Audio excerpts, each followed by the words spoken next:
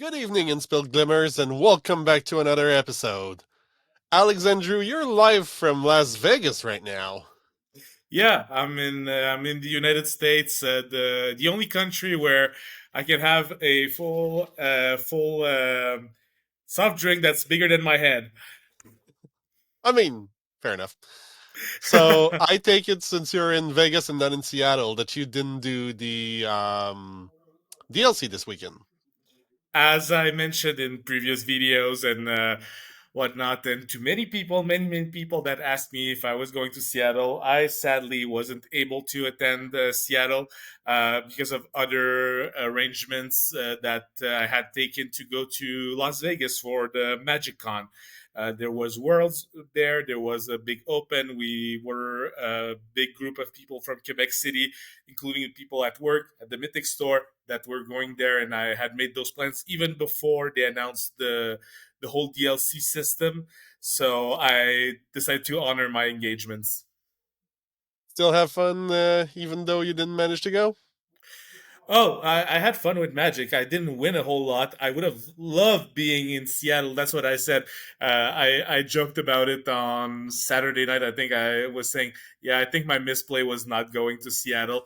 But you you make different choices. Maybe next year I'll prioritize Lorcana over Magic, which this is probably what I'm going towards now that with the continental invites and whatnot. So Yeah, but that still didn't stop you from looking at the tournament from afar and analyzing the metagame from it. well, I had some friends that were there and that were feeding me some info. Sadly, I was also joking about that. That I must be some kind of a Quebec lucky charm because every time I was at the DLC, some at least one person from Quebec managed to get an invitation. And now that I wasn't in Seattle, no one from Quebec top 64. I think there's a correlation right there. I'm some kind of I'm working some kind of magic on people. And you know what they say about correlation and causation. It's the same thing. So clearly it's the only possible explanation. Exactly. Cause and effect. All right. So having looked at that, second DLC in a row in North America won by Green Steel, Yep. Yep. but definitely not the same metagame as we had in Vegas. No, well, as we can see here, I think we're showing the metagame spread for day one on screen right now. We see, probably as I suspected, that Ruby Sapphire would be first, the most played deck. Actually, it's still the top dog, the one to beat going into the tournament. Obviously, I expected Green Steel to have caught up and not be far behind. So this is what you see here: like 21% of Ruby Sapphire, 18% of Emerald Steel. You still see the usual suspects with Amber Steel and Amethyst Ruby that are also in like the big leagues, let's say, where you see it's 16 and 15%. But as I was talking to you while we were preparing for the video, I was looking at the numbers and I felt that this DLC was more homogeneous. Like it really like clumped down on the big archetypes where what you see that is 15% and more, and all the rest is like a few decks here and there. Some of them managed to perform a little bit in the day two metagame, some of them not at all. So we will dig deeper into that, but Yep. But yeah, as you mentioned, like 7% Amber Amethyst, 6% Sapphire Steel. I think by if I remember correctly, they had like one deck or two decks each in the top 64 day two. So definitely a more stable metagame, a more solidified metagame as we're nearing the end of the season. yeah, it's more established. People have like they understood what's good, what isn't. Maybe they're trying to innovate still a little bit, which also we'll talk to a bit later. But you know, at this point, we it's one of the sets we have had a lot of experience and like people I feel have played a lot with in paper because of like of no more of actual factual no more pixel born at all for this whole set. So people have understood what's good and what is optimal and how to go get, you know, all the percentages. I have to say, I'm still quite surprised to see twice the amount of Amethyst Steel as Blurple, but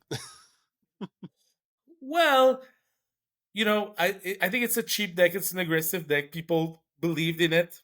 Sadly, it didn't crack D2. So uh, but I having faced I've it in our local set gems, like it definitely fared at least as good as the Ember Amethyst deck in my experience. I think So I viable think it did contender. better. Yeah. Yeah, it does better locally. That's for sure. We also have to talk about player quality sometime, and about matchups, because like here at the DLC, uh, I think the decks are really more optimized and people are playing the real strong meta decks, which isn't the case always for everyone in a local meta game. So sometimes you can like try and just find the lever and go into that metagame share however you can locally. Yeah, also it's a lot more stable of a metagame. I don't know I know you didn't do as many set champs as I did, but from event to event and week to week, you could see the local meta shaping up, and really we had very different set championships. Here with the DLC, all we had was Vegas.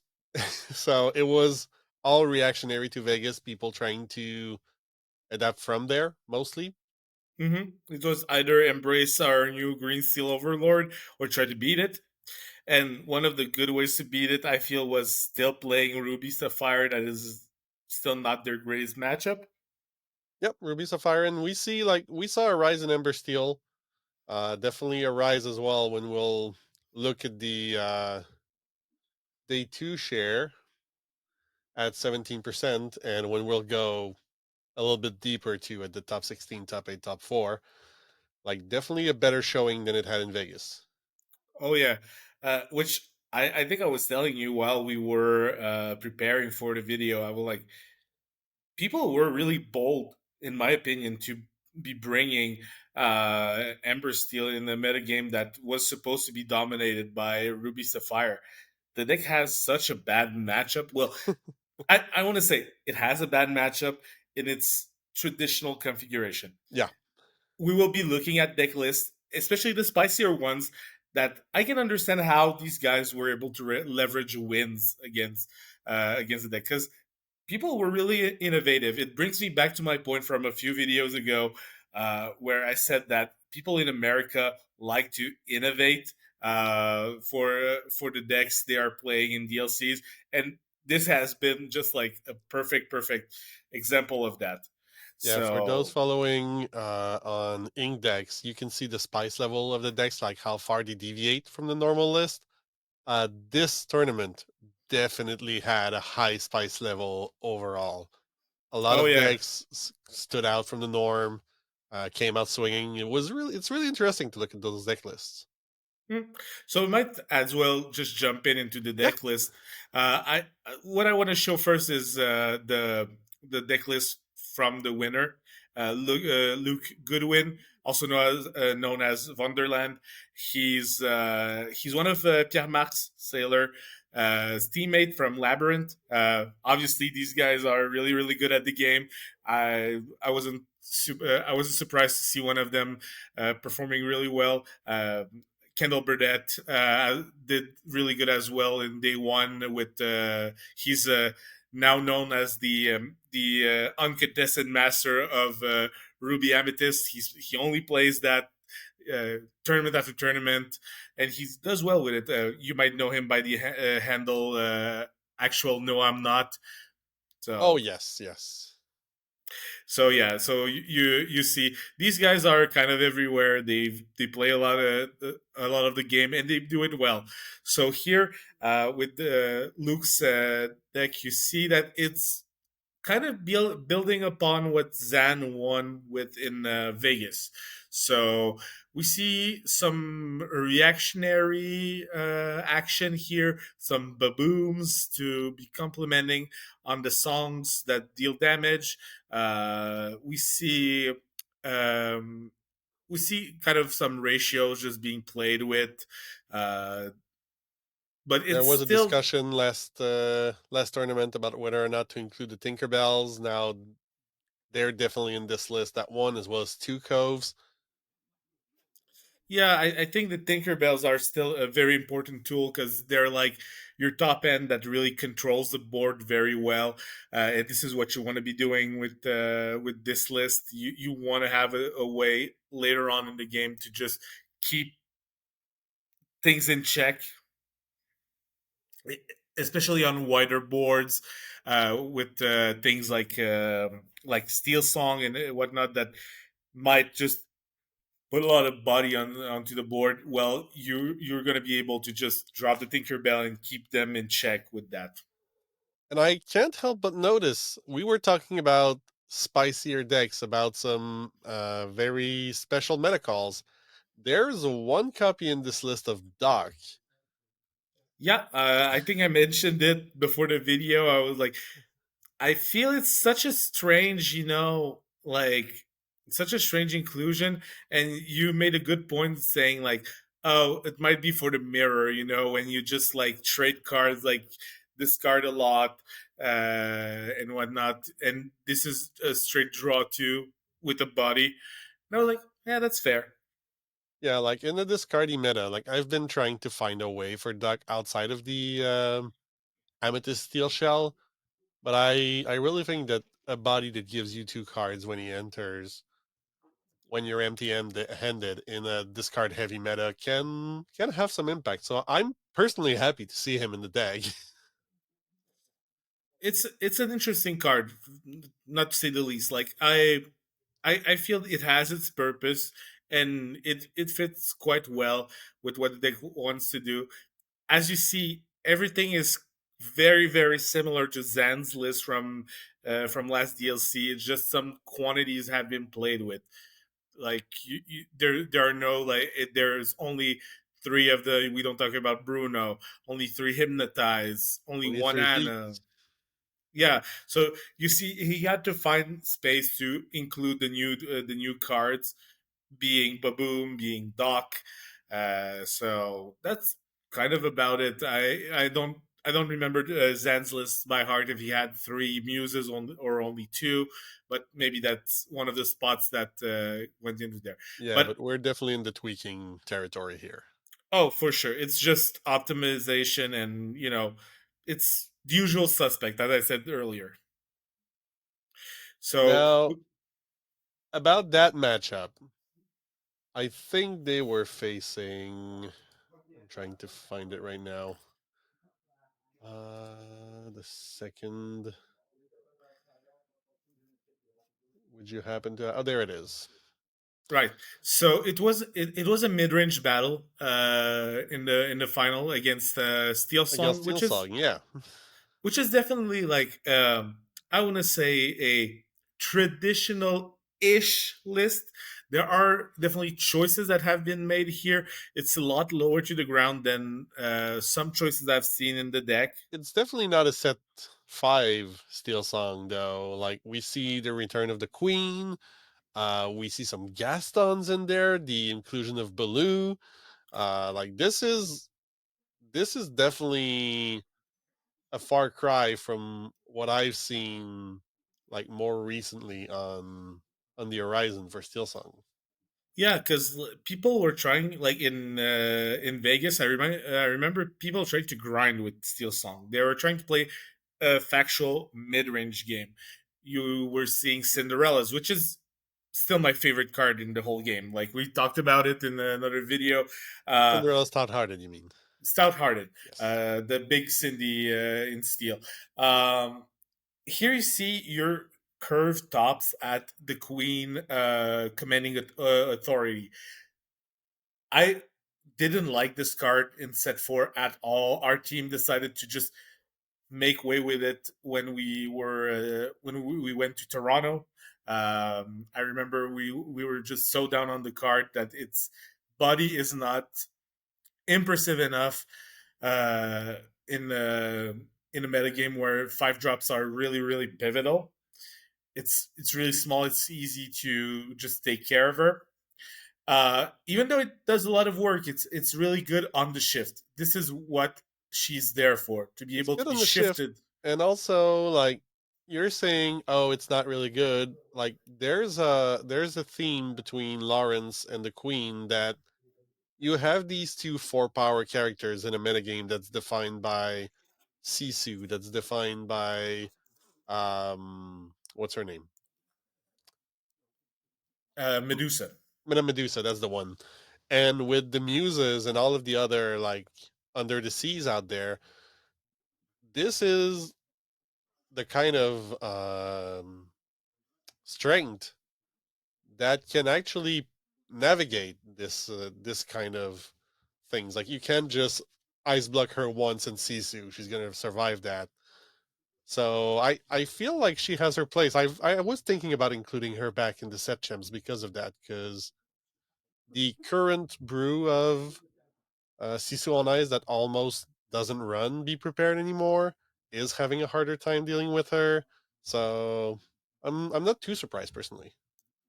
Yeah, well, like I said, I probably was still left with my preconception from set 4 where she wasn't great. Yeah. Now, definitely the meta has changed in a way that she is definitely playable. As you see the list right now on screen, it's a lot more aggro than the deck used to be last set, or even like last month. I want to say, you see people including back Daisy that was kind of deemed like not good enough. People weren't like super excited about her, and we're going to see other lists of Steelsong, well, or Ember Steel. Let's say Ember Steel because the other lists are not Steelsong. Yeah, no, some of the other lists are definitely not steals. Yeah. So what we're going to see is like this kind of resurgence of aggro cards. We mentioned the Gastons. Gaston is just there to be able to sing Whole New World, mainly to be another singer for Ariel. I used to play them in set number 2. Hmm. After that, wasn't the biggest fan of it. The Baloos are very good at just having that kind of panic button of like if it gets banished, you're gonna gain lore nonetheless, even on a red the board or whatnot. And it also protects your characters while they quest away or sing songs and whatnot. Yeah, and I So really feel like Gaston is another one of those. Like you could have gone for Gazelle and had the two questing power, but that three strength prevents the muses, prevents the big Sisu. Like yeah, it's you have becoming to important work. not to be at two strength. Basically, is what's coming out. Yeah. So they have to work to remove it. So that's the main takeaway from it. Yeah. And the last thing I want to observe on in this list is ever since set 3 when it was included, there's no Robin Hood in this list, which was a staple of the archetype. Yep. So it's I can understand if you're going for a more aggro route, as you wouldn't want to include the mid-rangiest mid-range card of all mid-range cards. So I it's definitely understandable. I'm just thinking that it's such a good card. I would have a hard time letting it go, but like it's also one of my favorite cards from the game. So I'm always gonna be trying to play some Robin Hoods when I can. That's fair enough. On the bright side, though, more budget players are definitely gonna like to see a viable steel song list without beasts or robins. And you know, like you said, budget. It's like that's a great segue into our next Steel song list. Like I would want you to pull the location. So That's Alex Hansen, right? Is it? No, it's not. Alvaro, Alvaro. There we go. Yeah, yeah, yeah. That's the yeah. one. So So managed to do top 32. So Went through day one, won his first match of top 64 with a deck that is running 28 28 locations? Yeah, 28. A staggering 28 location. Everyone was kind of taken aback by this list. I saw this list on Saturday night when all the deck lists were made public for top 64. So and then I watched the games today. While I was studying for the video, I wanted to see what happened in day two. So, and I was looking at games, and I was like, that's crazy right there. Like it it has such an interesting play pattern. It's somewhat aggro-ish, but a passive aggro, I want to say. It's weird to like describe with words because your locations are passively gaining lore for you. I don't think there's any one of them that isn't gaining lore. If I remember I correctly, my don't think so. I have to say, like, let me check. yeah, Yeah, they're all quest for one. none of them does not gain. They all gain lore.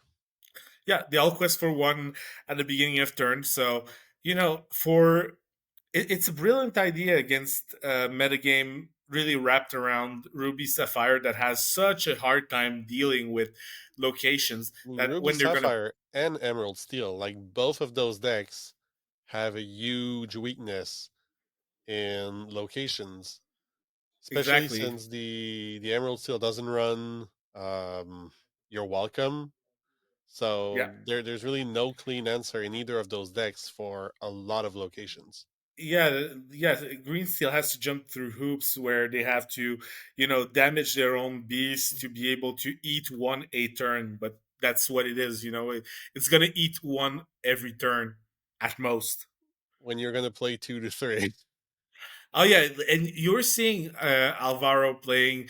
If you want to go check the video, it's all on YouTube. So you like he was going of like early game start with like daisies, with hooks, with like aggressive-ish creatures, and then just afterwards dropping like one location, two locations. One turn he just like had four of them deployed on the board. I was like, ugh, this is gonna gain so much lore over many turns.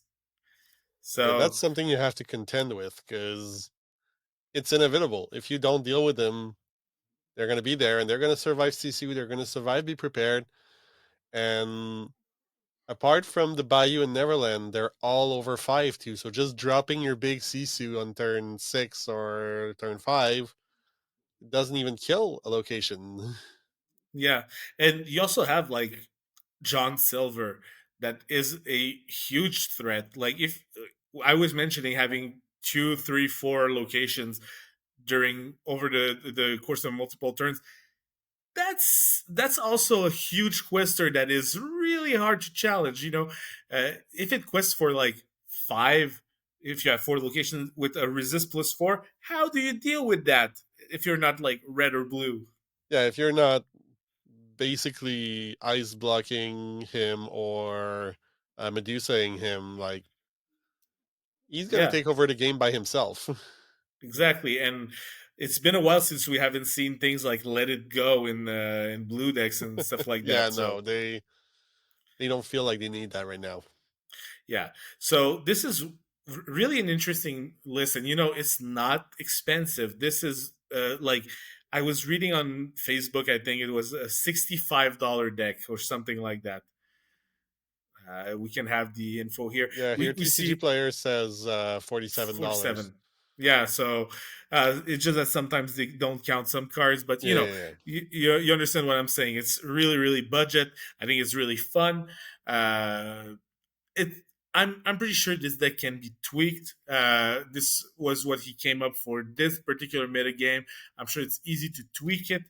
Maybe play with quantities, play with cards, because he's not running all the locations as well. He made some choices.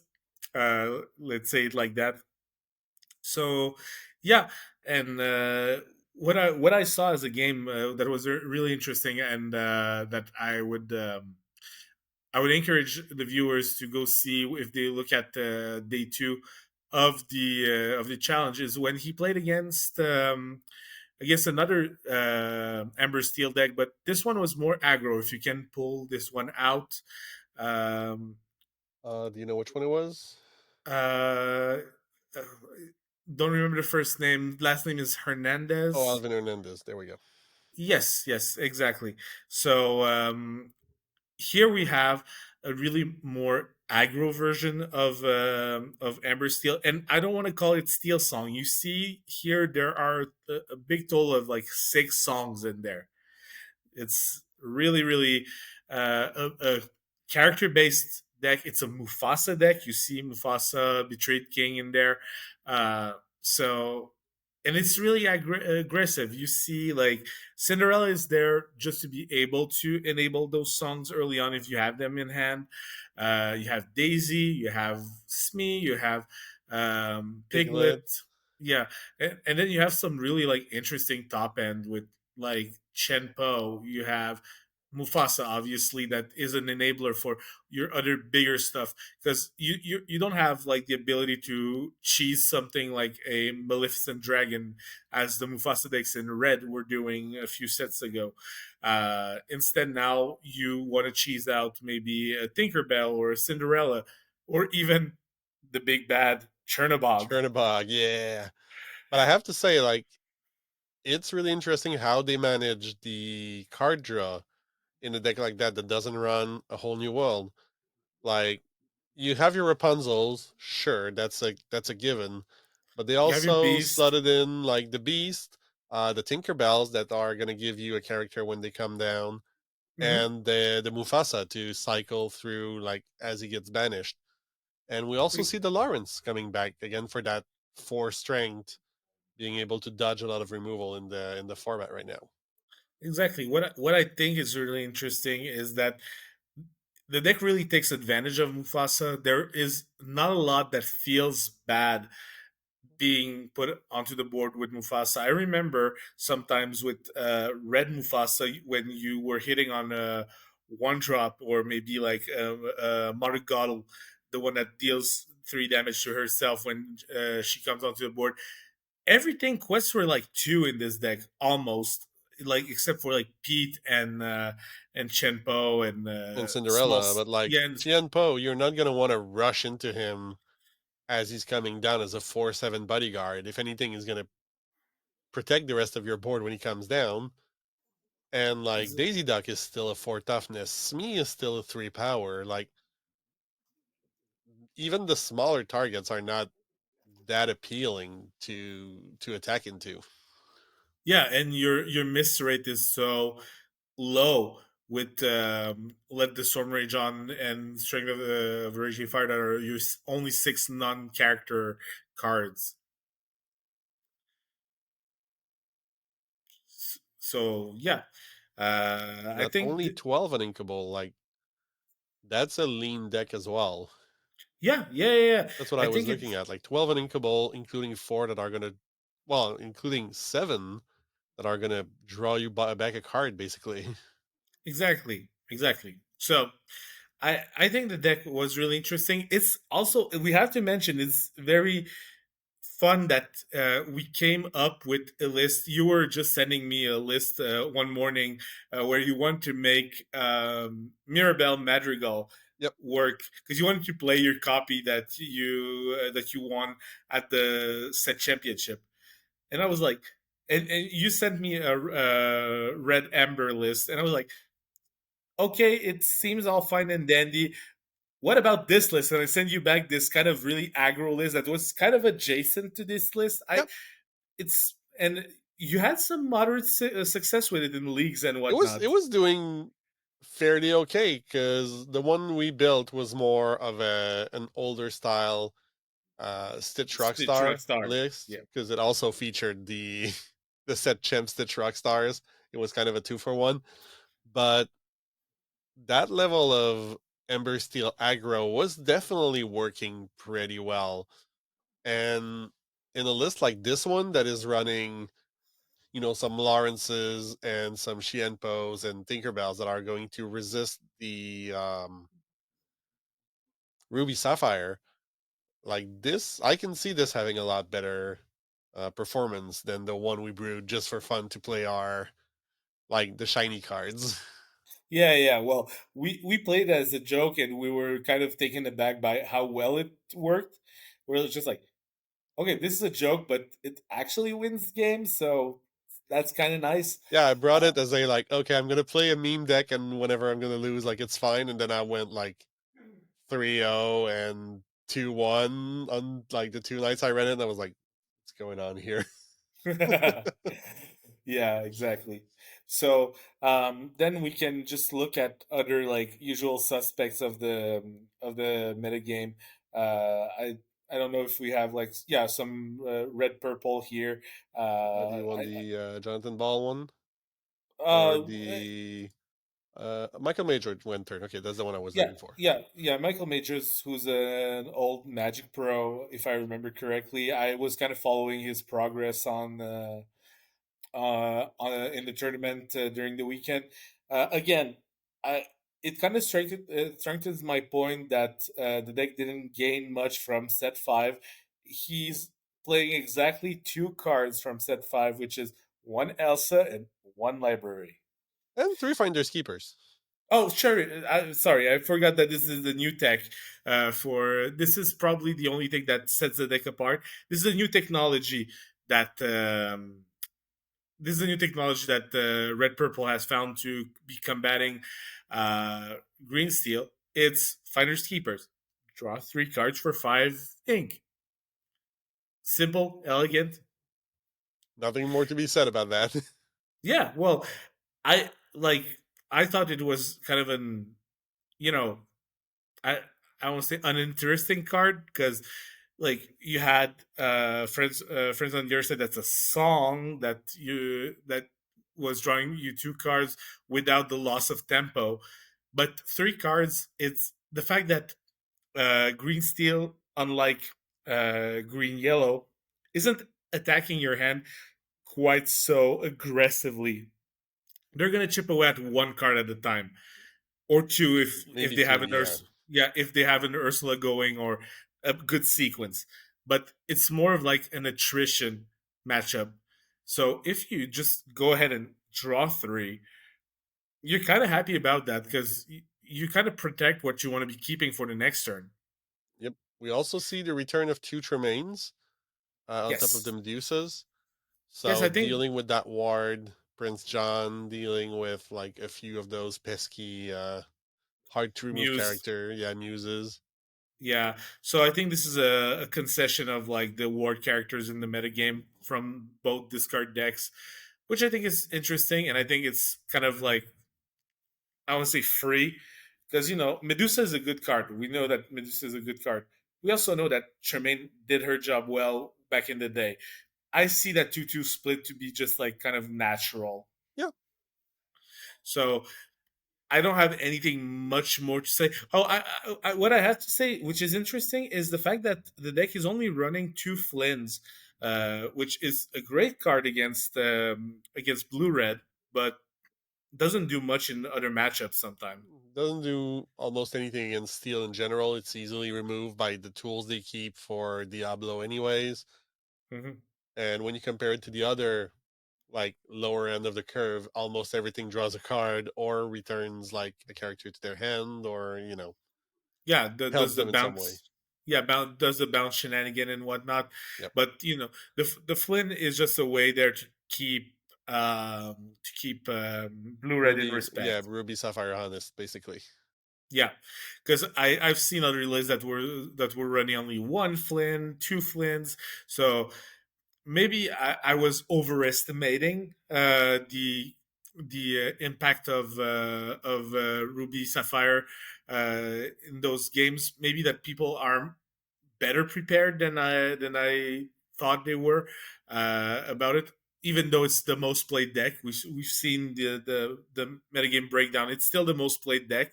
It's still probably one of the most powerful decks, but people have learned how to play against it, and they don't even feel like obligated to be running the the four of the tools against it.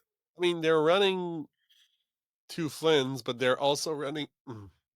Sorry, also running four castles and a library. So a little bit similar to our Ember Steel deck from earlier. The recognition that locations are going to be Ruby Sapphire at the end of the day is still valid. Yeah, yeah, exactly. If not, I think we've seen another list of red purple that was a bit more spicy that you wanted to touch upon. Yeah, Uh, the list from Jonathan Ball that did top eight and is definitely. I'm a bit confused about this list if I'm being completely honest, because there are very aggro e elements to it when you look at the tools that are there, but it's also definitely not an aggro deck.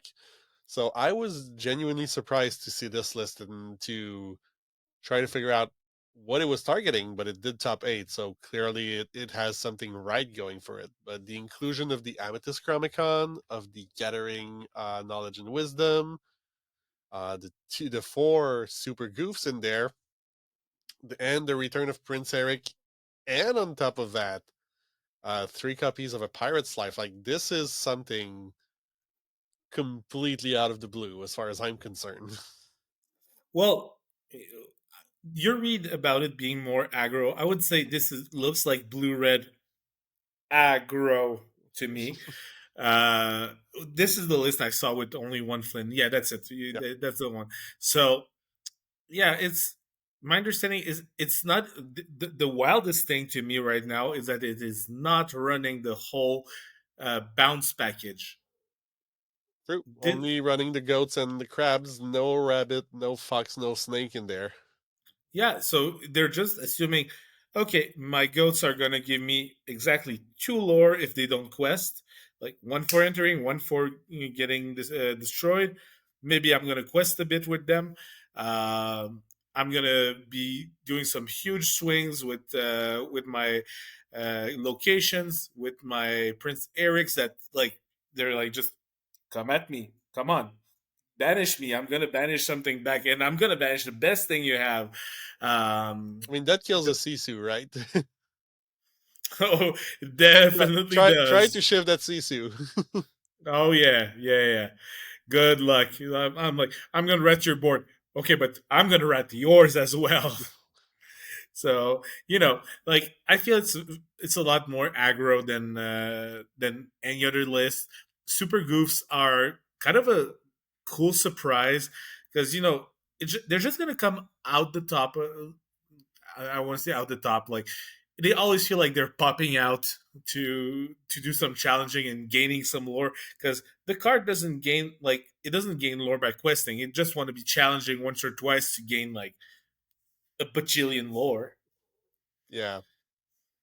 I'm So genuinely surprised, though, to see that they went with the Shadow Finder and not with Peter Pan's Shadow, given that they have a lot more rush character and literally no other evasive. I know it's meant to, like, crash into Diablo as soon as it comes down, but yeah, I would have expected the Shadow to be there. I think it's just a curve consideration at this point. Like they Yeah. needed three drops more than four drops because their four drop spot is really really clogged. So yeah, Yeah, that's I can see about it. it. So that's about it. Um, Something else I want to touch upon, if we want to segue a bit away from Ruby Amethyst, um, this tournament has been like the return of Blue Steel. I want to talk about Jen Moyes or Moyen, if you know him by this name, his internet name. Uh, he ran a Blue Steel without wheel, so no wheel blue steel. How that's how he called it. Uh, so you see here, it's more of a I would say mid range combo deck. The main I want to say turning point of the deck is those aerial treasure finders. Going on So that ward, that's going to prevent the Medusas and the Sisu from removing it, getting that five lore that can be dined, obviously. yeah, Yeah, So no, that and one Hades in there too. We were talking about how blue no longer plays the Hades and the and the and Let the It let it go. Goes. Well, that's the thing. Blue red doesn't have the space to be running those. Blue steel is like, I'm gonna do that. So, and you see here, like, I feel it's very tweaked, very it had a lot of consideration for the metagame. You see fire the cannons that to be able to deal with like aggro decks. You see a lot of interesting stuff and a lot of quantities that may seem kind of, I would say, deliberate. You have like the magic brooms that are evasive that will crush into Diablo. You have only three cogs worth. You have two Simba fighting Prince.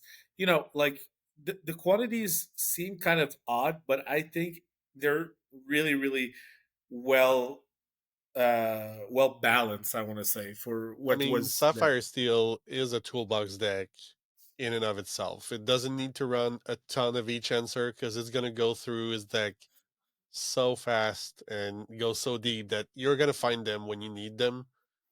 And I feel like this kind of shows that like only two Pete's, only two magic brooms, three fire to cannons. That deck like one Hades. It knows it's gonna find its answers if it goes deep enough, and it definitely has the tools to go as deep as it wants to go. We see one develop, we see four visions of the future, the 440 sphere, the four popsicle, the Hirams. Like this deck is gonna go through its entire library before the match is over. Exactly.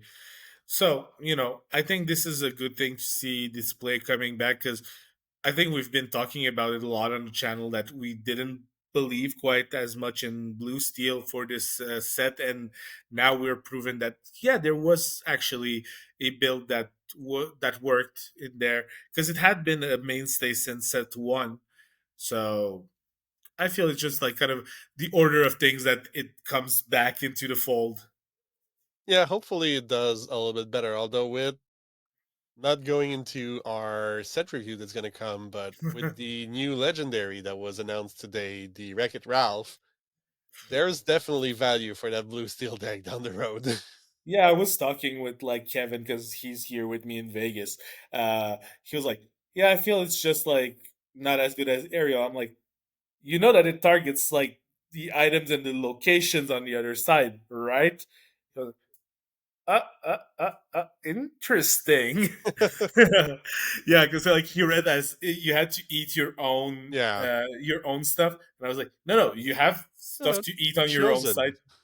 Yeah, you're just gonna like wreck your board, and I'm winning. Like I'm winning hard.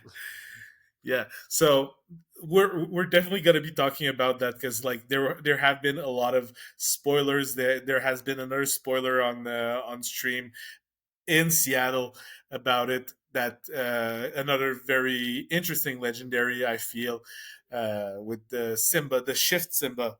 We finally Yes. have a good Shift Simba because we already had a Shift Simba in Steel, but it was an uncommon that I don't want to say didn't do much. It was just kind of a role player. It was good and limited. Yeah, meaning that it didn't see constructed play. No, it didn't see constructed play, but I remember when we did our sealed for the release events that it did very well in constructed. Dealt with a lot of things, was good to shift, removed items. Like it did some work. Yeah. But yeah, Last thing no, I want to. the Ember Simba is definitely going to be better Oh yeah, oh yeah, oh yeah. Anyway, we're all gonna be talking about this as soon as we, you know, as soon bring as you come everyone. back. Well, as soon as I come back, like the set is coming out. What in 2 weeks now? Friday next week, yeah. Oh God. Oh no, Uh, two weeks from now. 2 weeks from now. okay, Sorry, okay. on the 15th. I was getting kind of panicked because I don't want to spoil stuff, but we really want to be treating the viewers with like some inviting some people to do the set review with us, and I was like, I gotta make so many calls. All so, right. So I'm gonna start doing that this week while I'm on vacation. Let's say.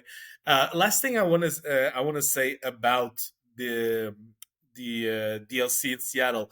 I've been I don't want to say I don't want to say disappointed, but it has the our team deck from Vegas, the lemon lime discard list is nowhere to be seen. Notably absent, yeah. I don't know if it's because people feel that Green Steel has such a good matchup against it, which I feel is not quite the case. It has an okay matchup, but it's nothing unwinnable.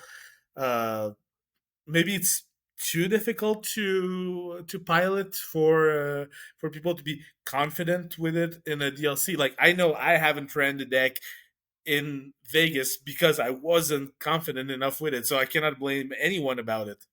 Yeah, but I can tell the person locally here who took Kevin's list, studied it properly, and ran it at the DLCs, ran like one just about every DLC, every set champ they went to locally. So definitely Yeah. was learnable in the meantime. Oh yeah, for sure, for sure. It's also a very slow list. We know who we're talking about, and we like just like poking fun at this friend of ours that is, uh, as we said, eating clock. Yeah, it's a deck and a player that definitely went on time quite a few times. All uh, right, but before closing up on the Seattle chapter, there's a deck we didn't talk about that made top eight, and it's the Amethyst Emerald that I can definitely say should talk to you given the four Beast Relentless in it. And also, like we were talking, decks coming out of the blue, people trying new stuff. This is another deck that came out of literally nowhere. It doesn't look like any Amethyst Emerald deck we've seen in recent times. Uh, Return of the Pinocchio tech, some Annas to do similar things. It's an interesting build. So, what are your thoughts about that one? it's definitely interesting. I really like what the deck wants to be doing in the late game with Bell Accomplished Mystic, with the Mystical Rose, which I find very interesting because it's a very, let's say, role player rare that you have there. Um, but there is a lot of interesting technology. I love the small cogsworth in there that is I feel very good with Beast Relentless, where you can just give rush to the Beast Relentless and start mowing down on the board on the other side. You And know, basically be a Scar at home. yeah, exactly. So I feel the deck is quite interesting. It has the usual suspects in the bounce package, but no, I would say it's quite an interesting deck. It also kind of deviates from being um, Ruby Amethyst adjacent. Yep. It because those decks always feel this way, but now the top end is so unique. Let's say the middle end of the deck and the top end of the deck are so unique that it doesn't feel just like, oh, I'm Ruby Amethyst that traded Ruby for Emerald, you know. So And it's really interesting this idea of having your Beast Relentless, but also having the Bell and the Rose to heal your beast and exactly, keep on going with it is like, oh, wait a minute. that's a combo and a half, you know. Yeah. Like you ram the beast into something, it doesn't die, take away the damage, put it on something else. Now you're ready. Well, actually, you get a free quest out of it instead of like just ramming it into something else. So you know, because I've done so many like beast mats in my time of playing. I know you remember from set I would championship, have to check though on the official ruling if placing counter like moving damage counters counts as damaging right? because Right. I know it. I know there's some shenanigans with damage counters that like it counts for something, it doesn't count for other. So I'd have to check whether or not moving them actually readies the beast. But apart from that, like even just removing it and removing another an opponent's character is in itself a big deal. Yeah, yeah, for sure.